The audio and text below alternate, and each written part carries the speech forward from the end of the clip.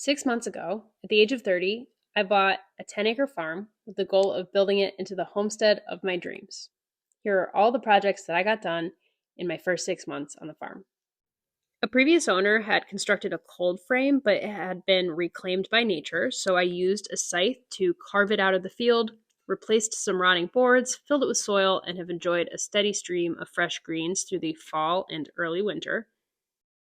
Next to the cold frame, I constructed 3 8x4 garden beds that I filled with composted horse manure and surrounded with wood chips, both of which I got for free.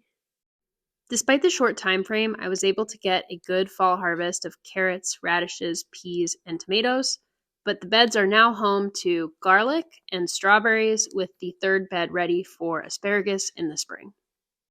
On the other side of the property, I began my orchard with 6 fruit trees, 2 mulberry, 2 apple, and 2 pear. I also planted blueberries, blackberries, and raspberries in various locations around the property. And in my exploration, I was able to forage several species of wild berry, 2 species of edible mushroom, and several gallons of wild Concord grapes. I also constructed a simple compost bin using completely reclaimed materials, and that's where my attempts at being frugal came to an end.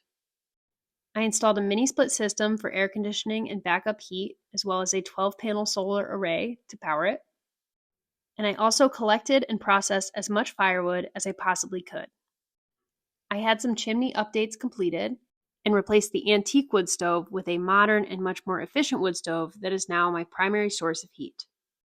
I prioritized outdoor tasks while the weather was nice, but I still found time to update the bedroom and the living room with paint and personal touches. And yes, 6 months later, I am still finding popcorn ceiling dust everywhere.